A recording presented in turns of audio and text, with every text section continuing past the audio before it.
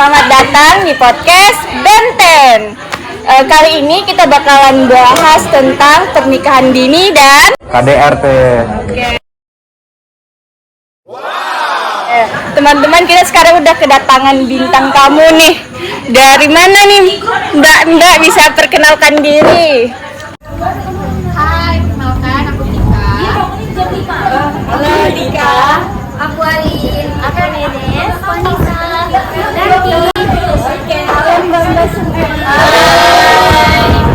Mbaknya ini dari satu prodi ya? Iya. Boleh tahu program studi apa itu? Tebak-tebak kita dari mana dan yang paling mana? Kalau dari mukanya ya, dari mana sih Iwan? Dari Tisio, Mbak. Bukan dong, siapa?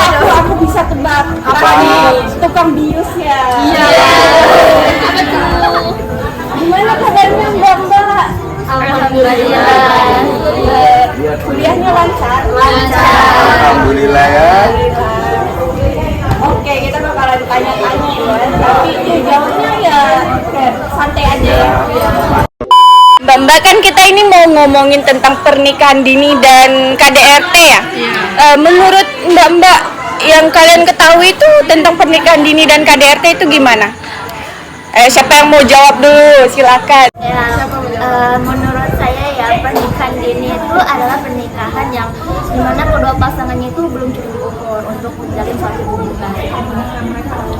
Dari yang lain gimana? Dari kita. Kalau menurut saya juga pernikahan dini itu pernikahan yang dilakukan pada usia yang belum matang, yang kayak belum tidurnya kayak belum matang, belum siap untuk Di bawah ketentuan dari pengadilan negara ya hukum. Terus di tempat kalian itu banyak nggak sih kasus pernikahan dini? lumayan. Banyak yang terjadi KDRT nggak, Mbak? Pasti soalnya dia belum matang pemikirannya. Jadi untuk ngatur emosinya tuh kurang stabil. Kayaknya dalam segi ekonomi juga. Ada banyak faktor sebenarnya. Tapi yang paling berpengaruh itu faktor ekonomi ya. Karena memang banyak terjadi ya di daerah terpencil kayak Masih sekolah, belum dapat kerjaan. daerah kalian sih gitu nggak sih? Masih banyak banget. Kalau ini dari mana aja? Sulawesi. Ayo dari Kalimantan, dari Kalimantan. Dari Medan ada. Kalau di Kalimantan gimana tuh Mbak Ninis? Kalau di Kalimantan saya bahkan itu setiap tahunnya tuh meningkat dari tahun ke tahun karena faktornya tuh hamil tiba nikah Mbak. Jadi teman-teman saya juga ada yang seperti itu. Ya sama sih, tempat saya juga melakukan kayak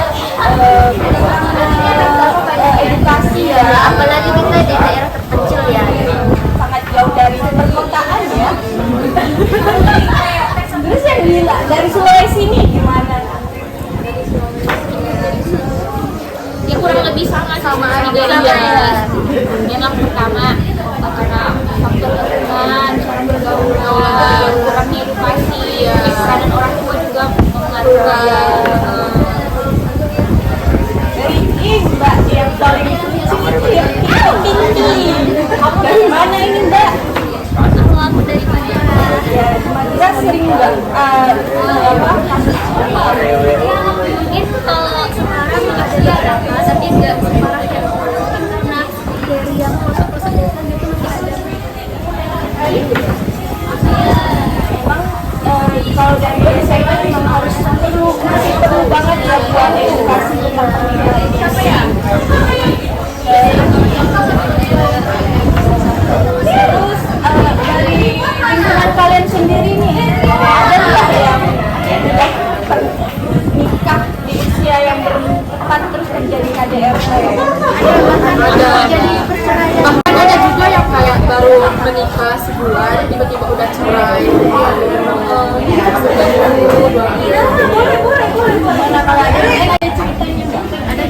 daerah saya itu ini karena dijodohkan, kemudian KDRT belum ada setahun, lalu jadi anak itu kayak tipe neneknya terjadi suasana si pihak laki-laki jadi tinggal sama nenek. Berarti emang sebagiannya pernikahan dini itu terjadi karena faktor keluarga juga ya? Iya benar. Udah beberapa ada iya.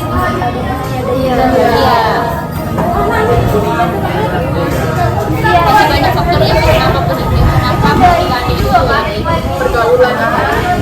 Ya, apalagi pergaulannya zaman sekarang ya. tapi kalau daerah Sulawesi dari itu ada tuh cewek juga masih ada suka jodoh-jodohin gitu nah kayaknya juga kalau dari daerah saya pemerintah itu ada upaya untuk menghentikan pernikahan dini. Sebenarnya gimana tuh upaya pemerintah itu? Iya, kita kayak sosialisasi Iya, gitu.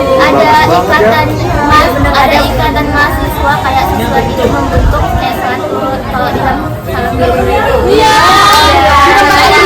Jadi forum anak. Iya, forum anak. Jadi dia kayak mendedikasi anak-anak ini dalam melakukan tindakan-tindakan yang memicu pernikahan dini seperti pacaran. Kan genre itu ngomongin genre ya, genre itu kan di bawah naungannya BKKBN. Nah BKKBN itu punya standar nikahnya tau? Oh iya. Kalian tahu nggak usia untuk laki-laki dan perempuannya berapa? Dia perempuan 19. Nah itu punya dari pemerintah. Kalau di BKKBN itu kalau perempuan umurnya 21 tahun dan laki-laki itu 20. makin matang ya juga. Iya. Bisa mengatur emosi.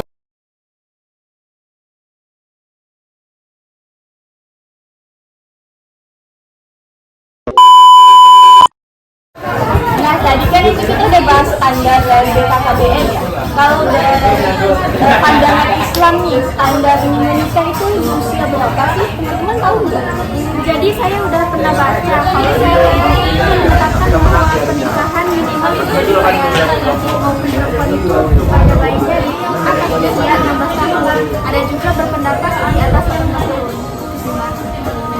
Kalau dari pemerintah tahu nggak sih?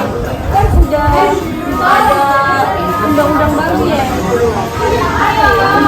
tahun sih. 19 untuk perempuannya dan laki-lakinya 21 tahun. Jadi dari 3 standar ini beda-beda ya. Iya. Tapi balik lagi sih yang penting harus ada ekonomi yang stabil. Terus tuh Iya. Karena ekonomi dan emosional itu sangat berpengaruh dalam rumah tangga ya. Sama penting banget. Mungkin dari mbak-mbaknya ada yang tahu resiko pernikahan dini itu seperti kesehatannya. Ada yang tahu? Kayaknya kalau perempuan ya maksudnya terakhir itu karena organ-organnya itu lagi kalau masih panas ya saat melahirkan juga bisa Ya beresiko dan bayinya.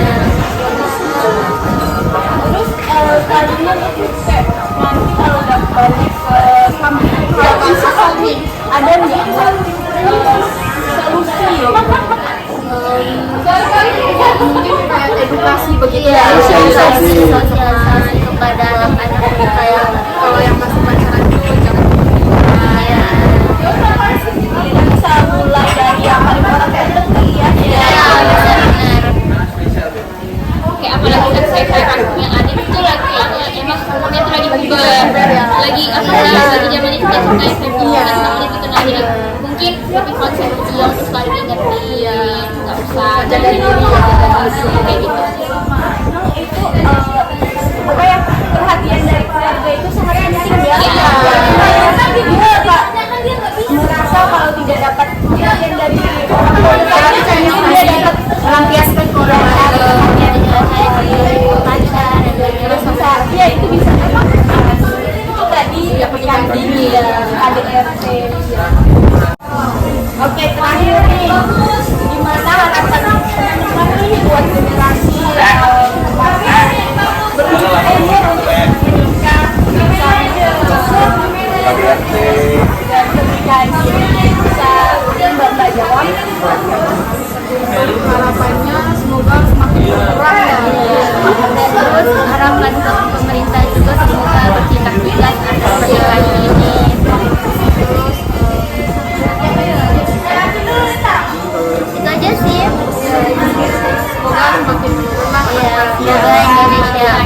2045 semoga terwujud ya. Amin, amin, amin. Oke guys, intinya itu kita harus perhatikan terlebih dahulu dari orang-orang sekitar kita. Mencegah pergaulan. Pergaulan bebas, karena pergaulan bebas itu yang memicu terjadinya pernikahan dini, dan pernikahan dini yang memicu kematian. Oke, sekian dari podcast Benten kali ini. Terima kasih telah menyaksikan sampai habis. Assalamualaikum warahmatullahi wabarakatuh.